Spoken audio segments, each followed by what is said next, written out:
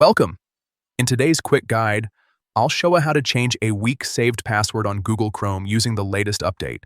If Chrome has flagged one of your passwords as weak, it's a good idea to fix it right away to keep your account secure. First, open Google Chrome on your device. Once you're in, tap the three dots in the top right corner to open the menu. From there, select Settings. Now, scroll down a bit and tap on Password Manager. This is where Chrome stores and manages all your saved login details. At the bottom of the screen, you'll see an option called Checkup. Go ahead and tap on that. Chrome will now scan your saved passwords and highlight any that are weak, reused, or compromised. Next, tap on Weak Passwords. You'll see a list of accounts that need attention. Look through the list and find the website for which you want to update the password.